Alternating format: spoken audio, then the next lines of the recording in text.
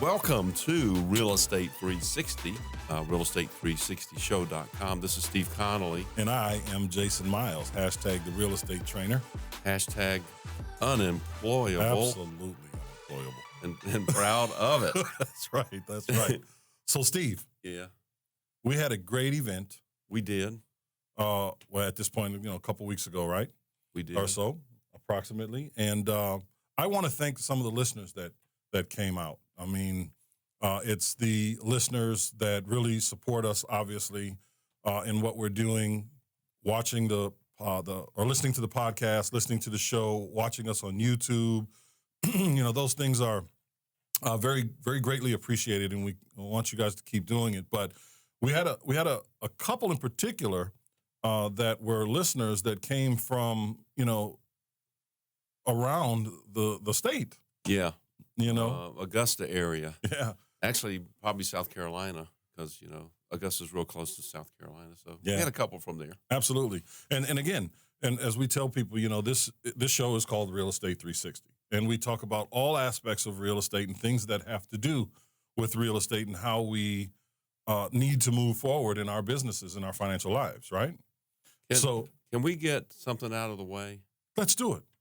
I was up kind of late last night, and I got something in my eye, and I gotta get this cleared up, so we can move on, because it's really hard to think and talk with this. You guys got to go to YouTube to watch this. He's got. So I have my glasses on, just to cover it up. So Is that considered glaucoma? We just had a question. I hope not. I don't think so. I think it's temporary. As a matter of fact, I'm going to make it temporary, because I got to get this thing off.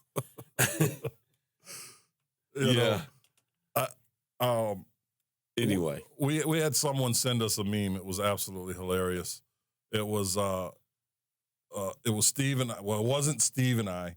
What was the comedian on Saturday Night Live whose wife killed him? He was absolutely hilarious. It was that comedian and Sinbad. I guess I was Sinbad. I guess you were. Yeah. And it was us. It was the two of us standing in front of the logo, the real estate. Phil Hartman. Oh, it was Phil Hartman and Sinbad. It was absolutely hilarious. I don't know. Maybe we can share that. I think we should share that. We should share that somewhere, because I couldn't stop laughing when I saw it. So I'm going to share it with you on our social media. So what pages. You're saying is my wife killed me. It's absolutely hilarious. I'm dead. Oh no. Let's hope not. Beth, it's just a joke. Oh yeah, all right. So we had a great turnout, Absolutely. And really, so who cares how many people were there or weren't there? That doesn't really matter. The responses that we got were fantastic. Well, that's what it is. I mean, we have people that come to these events that are experienced, very experienced in a lot of cases, and people that have absolutely no experience whatsoever, and everything in between. Because this show is called Real Estate 360, and we talk about everything, because we do pretty much everything real estate related, there are opportunities that are just kind of hovering around. People are bringing us opportunities. We're searching for opportunities constantly, because we can see what those opportunities are and how we can kind of navigate our way into those kinds of things. So being at the event, delivering the event, seeing people come that are just listening to the show. And one guy came and he's got, a couple came, they've got 10, 12 properties, something like that. Right, yeah. And then another lady came, and she'd been taken advantage of by a company and wound up with nothing. Right. And was just trying to figure out what she did wrong and how she needs to move forward. And we got people that are just wholesaling. And another lady showed up and said, I've been to some of these seminars, and she said, there's something missing. It's like there's some formula. Can you just tell me? This was before we even started the seminar. Yeah. And she said, so we were just talking, just hanging out. And she said, can you give me the formula? I said, well, actually, she didn't ask me that. She said, there's something missing. I said, well, would you like the formula? Yeah. She said, yeah, well, you'll give me the formula? I said, yeah, we do it on the show, Yeah. Not a secret. The seminar people that want to sell you the next seminar, they want to make it a secret. So they'll have something to sell you. Absolutely. That's I mean, right.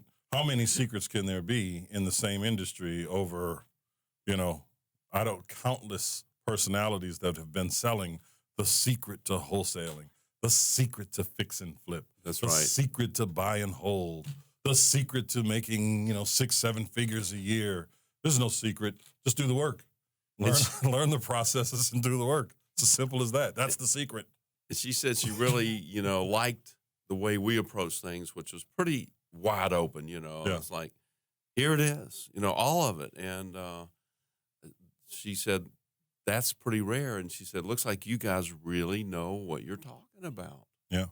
And I said, I think we do after this amount of time. Yeah. And because what you just said, we do all of it. We're way deep into this stuff. Yeah. So maybe we're at a little higher altitude, metaphorically speaking, and we can see the landscape a little better because, one of those gentlemen that was at the seminar brought a situation that he was having a hard time with. Mm-hmm. We said, well, here's a solution just because we know what's available. That's all. That's right. And you know what? A lot of times you'll find investors or the quote unquote gurus, the gurus that, they elevate, and that's happened. There's nothing wrong with that, right? But it's very difficult to learn from someone who's so far outside of the realm of reality because they don't do it anymore. They started there. Yeah. Right? They started in one place and then they elevated and they elevated and there's nothing wrong with that. But if you started off as an apple picker and then you wind up, distributing apples across the world, Sure. skipping past everything, at some point you're going to forget certain aspects of the apple picking process. I'm going to do my best to forget all of the aspects of how to pick apples. Because there's going to be different things that come along, right? That's Different right. processes, equipment that gets implemented, all these different things. At some point, you're only concerned with the supply chain. Yeah. And of course the quality of the product, but the supply chain, not everything that is involved in what goes on in the very beginning. It'd be focused on distribution, not picking apples. Exactly. So you kind of lose touch with the picking apple process. Yeah. So you need to keep people around you that are familiar with the apple picking process so that you can move forward in your business if that's what you're going to do. Having said that, I don't want to learn how to pick apples from the guy who owns the ships that distributes the apples around the world. I just don't want to learn how to pick apples from them. Okay. I don't either. I got to learn how to pick apples from the apple pickers. Yeah. Exactly. Getting thirsty. We're the apple pickers. This is not applesauce. Not apple juice. Anyway, so we had a 2-hour seminar. It was fantastic, and it's a small group. We're not trying to promote it. We think other than the radio show, we started promoting it like 3 or 4 days beforehand through our contact base. Yeah. So the room we have only holds 20 people. Right. And we've got to put our AV guys in there and everything. So it's a real nice, intimate, get your questions answered kind of a presentation. That's exactly right. And we have one coming up. What and when would that be? That is December 7th. That's, December 7th. I think that's Pearl Harbor Day too. Oh yeah. Mm-hmm. Wow. So 10 o'clock, 10 to 12, Panera Bread, 1195 Woodstock Road in Roswell. Yeah, you're giving up a lot of information there, sir. Write that down. It's not a secret anymore? No. No. Okay. So, Steve, I got to ask, what are we going to talk about today? Other than what we just did, we are going to talk about the state of wholesaling, the wholesaling real estate business as it exists now. Yes. And where we see it going in the next 12 months. That's right. And you pointed out that it's going to be about a year before we have an election. Yes. We're about a year. If you're listening to the show today, we're about a year away from that election. Mm-hmm. The actual election day, approximately, give or take. Now, somebody asked us, one of our producers said, hey, if you had to bet your house, who would you predict is going to be the winner? Should we get into that or not? Hey, listen, I got to tell you, forget who you support, guys. We're watching a lot of different stuff going on. I can say this. moving forward, if I had to bet, watching the way this whole political circus has been Talk about a circus. Yeah, it's a circus. 3-ring, man. You know, it doesn't matter what President Donald Trump says anymore. It doesn't matter what comes out of his mouth. Whatever comes out just makes him stronger in the polls. And if that continues, he will be. Well, it's the law of attraction. Yeah, he believes if you're opposed to Donald Trump and you keep talking about Donald Trump, you're just going to get more Donald Trump. If you're for Donald Trump and you talk about Donald Trump, you're going to get more Donald Trump. Yeah. If you talk about something else, another candidate, you're likely to get the other candidate. But some people don't understand that. Yeah, and then there's a lot of different things that are kind of in play with all of that as well. You know, economic we're not cycles, things like show. that. So we're really not. We want to make money, and we want to be in a climate that allows us to continue to make money. So the next 12 months is going to be a little volatile. There will be a lot of volatility, but we're up against a little bit of a break. Let's talk about that shortly. Okay.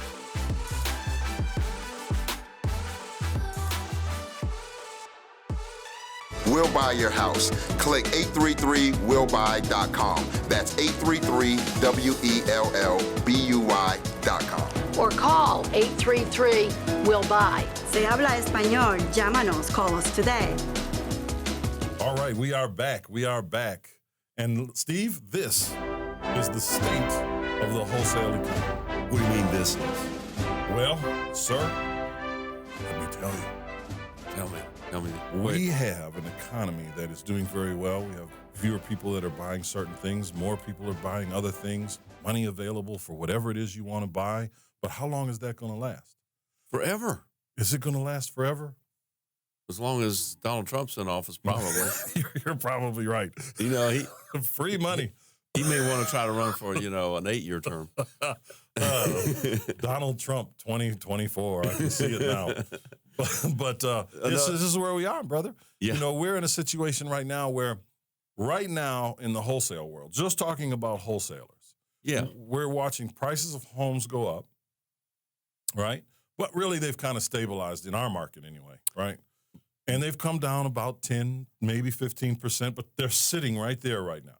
Yes, not they really moving. are. You know, they're stable. But we have fewer buyers in the market. Mm-hmm.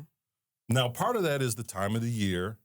Part of that is we're going into the election cycle. You know, generally, we're not going to really see an uptick in buying until the end of January, sometime in February, right, from this point moving forward. But for us, you know, that's a great time to buy because so many people are selling that need to sell, that have problems, whatever those problems are, and they're looking at the Zestimate. You know, my house is worth $200,000. Well, it needs $60,000 worth of repair, sir. Okay, I'll take $140,000. I'm sorry, Zillow. I didn't mean to laugh when you said Zestimate. But I couldn't help myself. But you know, that's where we are. You know, and if we're sitting there and we're doing this, and we're wholesaling at this time of the year, yes, we're wanting bargains. We have to have very bargains. Steep bargains. And you were talking about the state of the wholesale real estate industry. And so, yes, we've seen the retail prices level and actually decline. It's a supply and demand issue. Mm-hmm. It's certainly not an interest rate issue because we've got the lowest interest rates we've ever seen. Yeah. And as we were talking about on the break, our economy-wise, we're at nearly record highs in terms of where values of things are, job growth. Right. Exactly. You know, I can't really say much about job stability because everything's a little different, right? Exactly. You know, most people don't really have jobs. They don't really keep jobs more than 5 years before they move on anymore, unless they're moving up the ranks. Gotta love it. Or, you know, some of us just can't get a job. It simply means there's opportunities out there. Well, some of us are unemployable. That's what I'm trying to say. You create jobs. You're a job creator. Right. I can do that. That's right. And then, so the prices are level and coming down a little bit. And in the meantime, the wholesale prices, the as-is prices from people like you, me, and those other wholesalers that are in the marketplace, those have been pretty consistently going up. Yeah. Especially over the last 2.5, 3 years, at least in our region. Now, other areas are experiencing different things. Yeah. Maybe down around Panama City and those areas, the prices are continuing to move up and the demand is still high.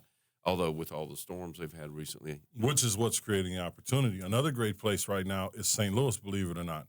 Right now, St. Louis, Missouri Yes. is the number one fix and flip market in the country. Number one. That used to be Indianapolis, didn't it? It shifts every now and then. Yeah. And you have to look at what drives those. What are the factors? Because you have a lot of people that'll run from one area to another to take advantage, which is that's understandable. But why? Why are you going there? I mean, is it sustainable? Can you get there today and do business for a year or 2 years or 3 years? And who are you selling to? I mean, I am obviously this about me, that I am a big believer in understanding what the exit strategies are. I mean, Yes. how are we going to get out of this? If we're going to fix and flip it, who are the buyers? How many of them are in the market? Is that market going to continue to expand? Or where is the contraction? When do we expect to see the contraction? It's not a matter of overthinking it. It's understanding how long we have to do it more than anything. It's a cycle. It is. You want to understand the cycles. So Yeah. there, it's industry, technology in particular. You have a lot of technology companies that are starting or moving to St. Louis because of the cost of living. If you just think about it for a second now, if you've got a company in Palo Alto, anywhere in San Francisco or, that area where all those big tech companies are, and you want to increase your revenues, but you've kind of been stable right where you're at, you've been earning the same amount. Well, the easiest thing to do, instead of having to pay your execs $600,000, $700,000, $800,000 a year so that they can afford to live in the area, well, let's pay them $300,000 or $400,000 a year, move to a market where they can have an equal lifestyle, an equivalent lifestyle, but for half the price. Now, Exactly. just think about the money that a company would be saving by cutting their payroll in half. Huge. It's massive. So now their revenues increase. Yeah. And if they're publicly traded or desire to be, that is a significant way to increase your value and to carve out a market share. The point is, those are the industries that we're looking at. We know that technology is going to drive this economy. Right. We know it. We know that manufacturing is going to shrink. We don't like it, but we know that, there will still be manufacturing nations that can do it better and cheaper. Well, yeah, but there's also automation. Yeah. Look at what Amazon is doing. Amazon is replacing its workers with automation, robots. Yeah. But they're also giving those workers an opportunity to have their own businesses and saying, hey, listen, if you do A, B, and C, we'll give you $10,000 so you can start your own delivery service for us. So they're giving them an opportunity until autonomous cars take over anyway. Right. Until automation takes over in yet another fashion. But the thing I'm saying is it's important to understand, even if you're looking at St. Louis, even if you're looking at Panama, why is it good right now? Of course. And how long are we going to be able to take advantage of this? And then you create your exit strategy, your plan of action, and then your exit strategy. You got to get out of there. You got to get out of there. We're looking at crazy stuff going on in the world. We're looking at financial companies like First Premier is selling. They're out of I think it's Sioux Falls, Iowa or something like that, and they're selling their property, their flagship property that they built this billion-dollar business, multi-billion-dollar business off of. They're selling their flagship property for $3.7 million. What? Is that Sioux all? Falls, South Dakota. Thank you, sir. Unbelievable. Sioux Falls, South Dakota, $3.7 million. Now, why are they getting out of there? It's too cold. Come on. It's the flatland. But I digress because these are all indicators that I look at, and I can kind of really get a little far out there sometimes with some of this stuff when we're looking at other areas to go into, marketing, all those things. But as you grow your business and you expand your business and you want to continue to do things, if you're not looking at other areas, you're subject to whatever's going on in the one place you are when you grow. Well, but that's okay because as long as you're at least aware of what's going on where you are, Yeah. there's always opportunity, Absolutely. no matter whether the market's going up or down. It doesn't matter. It's a great point. And our one of our realtors was in here a few weeks ago, and he said some of his sellers are just saying, please just sell the property. I'm less concerned about how much I'm getting now than just getting it gone. Mm-hmm.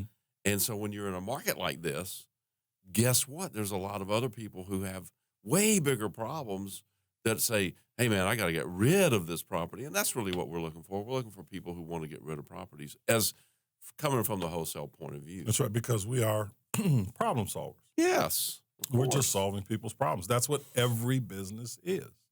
We want to help people solve their problems. So getting back to the point of this, the state of the wholesale. Right. The State of the Union, the wholesale address. And that's going to vary but depending on geography and what's going on in your particular area in terms of economics as well. Yeah, but no matter where you are right now, mm-hmm. no matter where you are right now, and at very least over the course of the next 3 months, you have to be very aggressive as a wholesaler in terms of how you're buying. And when I say aggressive, I don't mean pay too much. I mean pay less. Maybe you're used to doing, putting 2 or 3 properties a week under contract or a month, whatever the case is, under normal circumstances. Well, right now, you know what? You might do 1 or 2 the right way.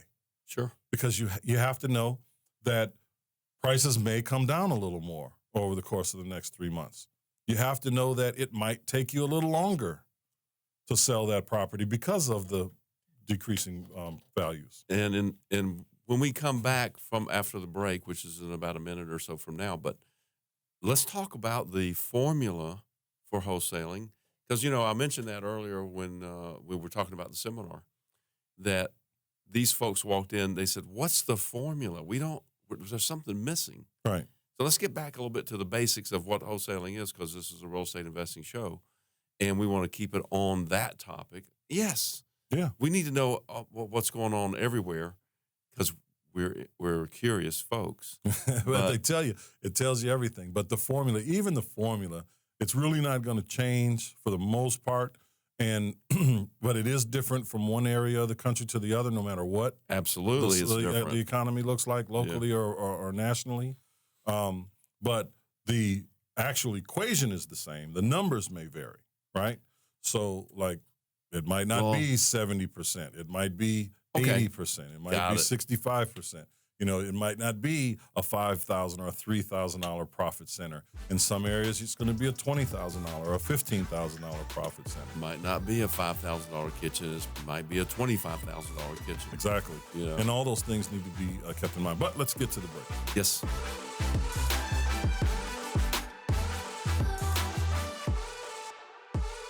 Hi, this is Sammy with Sammy Hadid Real Estate Keller Williams. Are you looking for a top producing agent who will look out for your best interests? Top dollar on the sale of your home, a well-negotiated contract, an efficient closing? Please call me at 305-978-4249. I'm more than happy to set up a consultation. I'll put together a proposal for you to net top dollar for your home, what it is that I'm doing to get all my homes sold. Then you can decide what's best for you.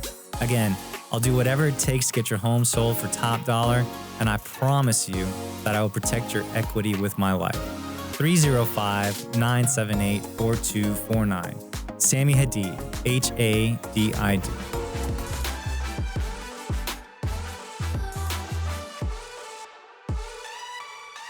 And welcome back to Real Estate 360, and we're talking about the state of the wholesale real estate business in the United States of America. Amen. So, we were talking a little bit just before the break about, so much stuff, But one of the things that I wanted us to go over is the formula for how to do your wholesale business. And then you, Mr. Jason O'Miles, you want to talk about the variations on the equation from around the country. Right. But let's talk about here first, because here in the Atlanta metropolitan area, right? Here, right now, currently, we're working at a 70% ARV, or after repair value. Yeah, why is that? Because that's what the lenders will give today, 70% of the after repair value. Now, there are different programs out there. Right. So that's a That's a generalization, but it's a broad generalization. I mean, it's a specific generalization because the vast majority of the local lenders, and even the lenders that are coming from outside of the state that are lending here in this state, or at least in the metropolitan area, are lending at 70% of the after repair value. So that means, just to make it perfectly crystal clear, so whatever the house will sell for on the open market after repaired, that's why they call it after repaired value. That's right. Is you take 70% of that and you come up with a number, say it's a $200,000 house, you multiply that by 70%, so you get $140,000. That's right. That's what they'll lend. That's right. And that's all in at $140,000. And then there's some lenders that'll say, we'll give you 90% of that 140. We're going to give you 90% of the 70% we told you we'd actually lend on. Right. Okay, right. Right? So there's a lot of that goes on also. But just to keep the numbers simple, yeah, it's 140 all in. And what that means is that's the acquisition of the property, that's the cost to renovate the property, and any profit that a wholesaler would have. That $140,000 or 70% of that $200,000 value, all of that $140,000 has to encompass acquisition of the property, renovation of the property, and profit to the wholesaler. It has to be all in that 140. right. Everything else will have to come out of the prospective buyer's pocket if it was over that, and it depends on how much it was over that also. So us as wholesalers, we do our best to find properties that will fit within that formula. Correct. So when we're selling it to our customers, we want to jump over there across the desk, jump in their shoes and say, and look at it from that point of view, which is, okay, if I buy this, I can borrow 70% and I can be all in, and there's enough money on the loan to cover everything. Absolutely. Except for maybe some down payment requirements for closing costs or whatever For sure. the lender has. Yeah. Now for us, if we're out there doing our own marketing, if we're fixing flippers, right? Mm-hmm. That money that we're looking at as the wholesale fee would then be our cost to acquire fee. It wouldn't be, if we're looking for houses just for us to renovate, if we're only marketing for our own fix and flip opportunities, Yes. not to wholesale, not to do any of that, we are going to still use the 70% rule. Right. The only difference is the wholesale fee will now be an acquisition fee, meaning if we need 10% down, plus legal fees, plus points, we're going to try to put as much of that into that number as we possibly can. So, Of course. if the numbers were the same and we had a lender that says, we're going to give you 90% of that 140, we already know we have to come up with $14,000 down. We also know we have to pay legal. We have to pay whatever points the lender might want, right? We have to pay insurance. Mm-hmm. So we're looking at that and we're saying, okay, we have $14,000 there. Maybe the lender wants 3 points. It's 3 points of the 126 now, not the 140 because of the 10%, right? So 3 points on 126 is roughly $3,700. It's going to cost another, let's just call it $2,000 for the attorney fees, and then let's just call it another $1,300 for insurance, right? So now we're at $6,000 plus the $14,000 is $20,000. Yeah. I know I was going to go on fast there. I'm kind of like Rain Man with it, but They that's need to $20,000. They need to invent TiVo for radio. You know what I'm saying? Yeah, it's the podcast. It's YouTube. On the podcast, Real Estate 360 Show. Yep. There's a little button there when you're listening to it that goes back 15 seconds, as many times as you want. I guess I've revealed that I don't really do podcasts too much. I'm big into YouTube. That's right. It's there too, right? It's there. It's absolutely there. Real Estate 360 Show. Okay, cool. Well, yeah. I mean, I've heard of that. It's a pretty good show. But anyway, so going back to what you're talking about. Yes. It's all great as long as there's 100% full disclosure. And you're That's right. we were talking earlier about these are all commercial loans. Correct. This is not a residential single family house loan. Correct. You can't live there. Right. You can't own it for your personal use. Has to be something that is for business purposes only. And you do. I mean, you have to have full disclosure. You disclose it to your lender, all these things are going to be disclosed on the contract. Everything is there. So it's not and the attorneys represent the lenders. Absolutely. So, it has to get past them anyway. That's right. Right? Everybody has to be in agreement here. And it's all just having conversations. Hey, listen, Mr. and Mrs. Lender, this is the property. This is the price we got it for. Here's our renovation. We have this acquisition fee. We're going to utilize those funds to cover these expenses. And maybe they say yes. So you're talking Maybe about they a say no no. money down deal. I'm absolutely talking about no money down deals. Because Oh. they don't always happen. No. But every now and then you get a great deal that it can. And even if maybe only 5,000 of that Right. was able to be used towards that, It's all based on the value and the numbers, real value, and Right. what it should, and will sell for. Absolutely. As long as there's not, some catastrophic financial situation. Well, it's not like that's ever happened No, before. I mean, really, no, not in our lifetime anyway. But, you never know what's going to happen. You never know what the future holds. Yeah. You always just have to expect the best. Now, going back, though, the formula, the 70% is all in after repaired value. So an investor wants to buy that house at 70%. Correct. And so they have to make sure all of their expenses or their renovation costs are included in that 70%. Correct. They might want to have a little bit more in there as buffer. But now, as wholesalers, what we're doing is we're selling that at 70%, and we're buying it for less. We have to get it for less. So how does that look with the equation, right? Yeah. So it's the after repair value times 70% minus renovation cost minus what you expect to make, what you want to make.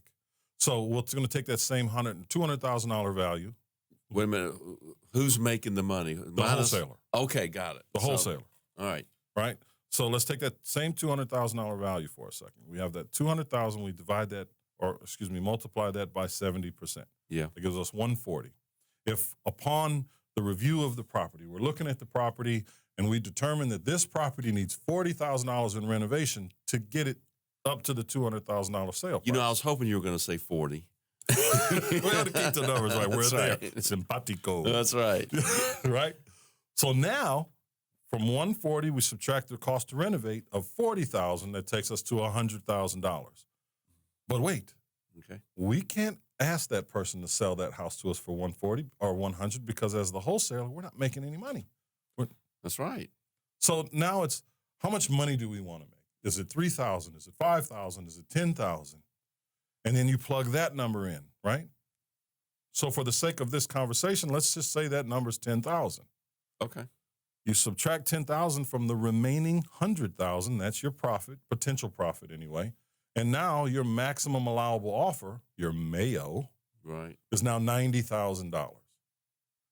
Now, it doesn't mean that you're going to start your negotiations at the 90. Well, wait a minute. How much is the guy even asking for the house? I mean, because that's the first place I would start. That's right. I say, who cares? Well, you do care because if he's asking 100, then you're going to go in at whatever 80 or 70 or whatever. Right. But if he's asking 50 for the Good point. house, You're not going to offer 80. No. Why would you? So you got to find out what the guy's asking for the house first. Yeah. Good And- point. Good catch, by the Yeah. way. Yeah. I've been doing this for a few minutes. So if they're asking lower than what your maximum allowable offer is or your starting negotiation point, then you just go from there. But there's a trick that I do when I'm dealing with homeowners in particular. Yeah. It's not really a trick, but it just lets them know that we're actually doing the work. So when they call in and I'm speaking with them and we're making the appointment, we're getting all the particulars for the property. We're setting up for the appointment to go look at it either today or tomorrow or the next day, depending on the availability of the person. While I'm waiting for that to occur, we're doing all our due diligence to see what the value is going to be and all that. Then when we go and walk that property with the property owner, I already know where we need to be in terms of the after repair value. All I have to now do is determine what it's going to cost to renovate. Once I've done that, let's say that number was, $48,000, right, to renovate. Or let's say that the offer is going to be $80,000. Right. And we know that they just say, hey, let's make me an offer. But I'm going to come in a little bit less. I'm going to maybe start at 72, but I'll use weird numbers like $68,472.12. Yeah. All right. And I'll write it down on the paper, you know. And they're like, because the perception is you're looking at something that they can't see that's spewing out all these different percentages, and you've really done your research. They're looking at that because who's going to come up with that weird number? You know, normally it's just $68,000, not $68,452.12. So if the perception is you've really done your research and you're giving them a real number, in which you are, but you've really done your research. $68,472.25. You sure can. And then when they're on the fence, I'll say, you know what? I'll make it an even 68.5. You know, I think my boss will be okay with that. Yeah. You know. You know what? People feel like they win. Let's take a break. Let's do that.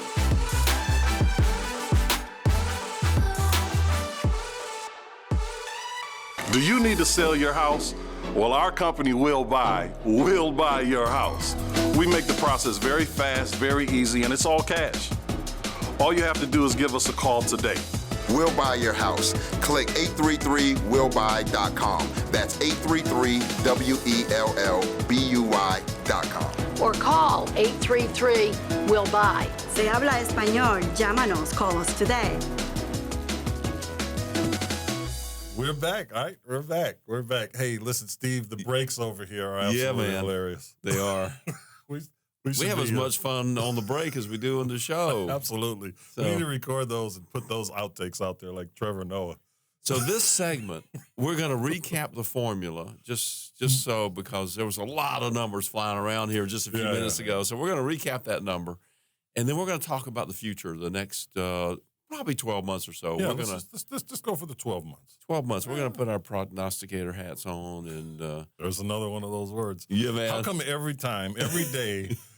day we do this show, the thesaurus has to be available to our listeners? I don't know. I can't help it. Hey, it's the curse of being a well-read man. Well, you know, I watch a lot of YouTube.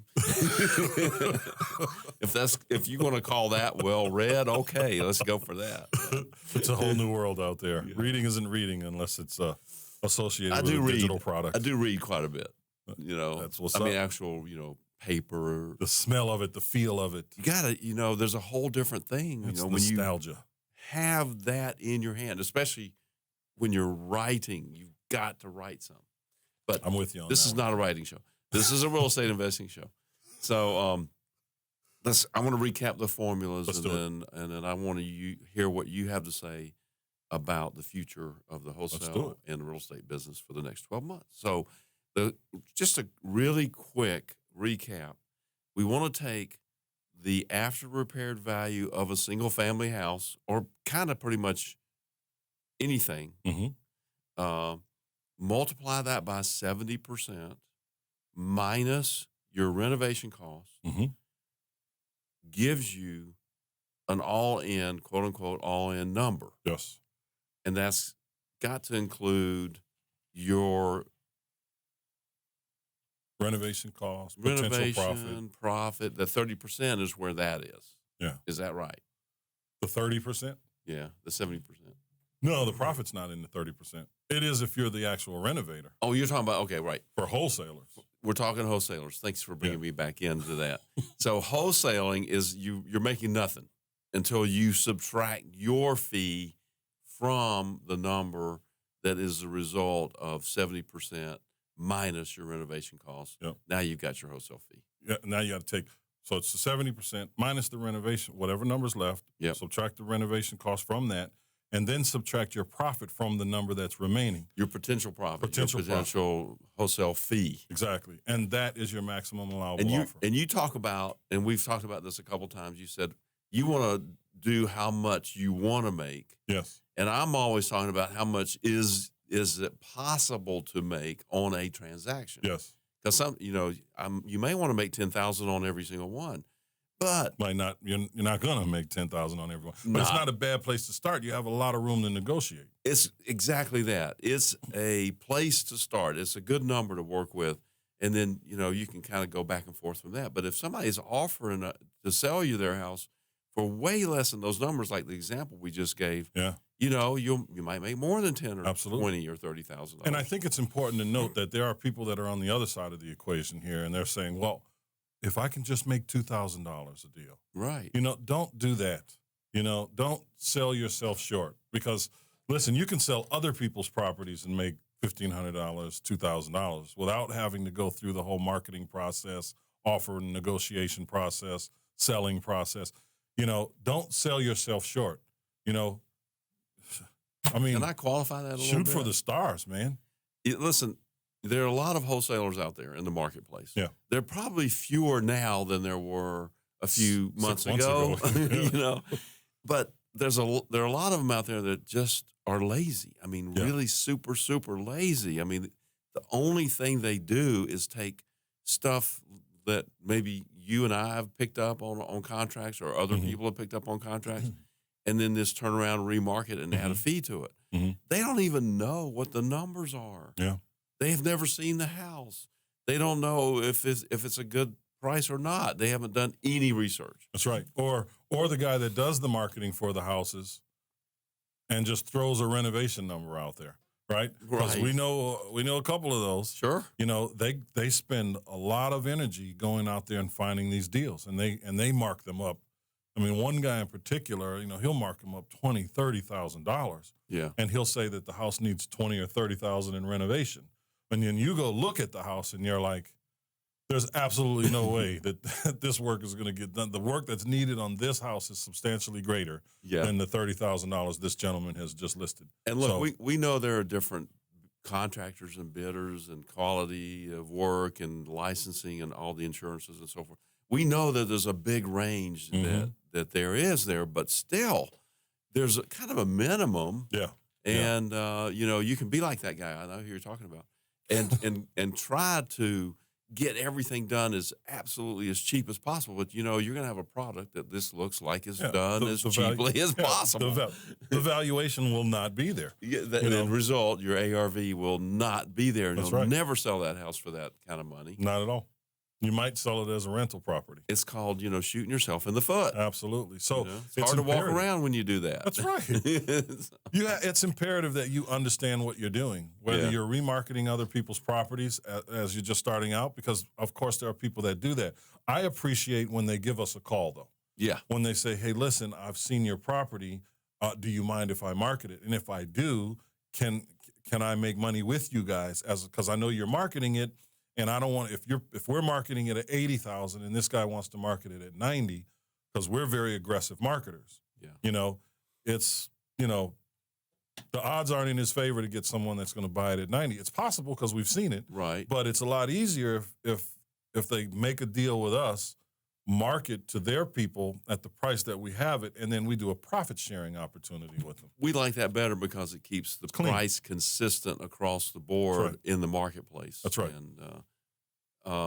And we price ours that way. So really wholesalers that know what they're doing actually have to do it that way. That's right. Because the numbers won't work if Any they other put it way. out the other way. That's right. And I've had wholesalers come to me and say, Steve, I don't really know anything about this. I just add on and remarket it. Yeah. I said, I know you don't know anything. I can tell.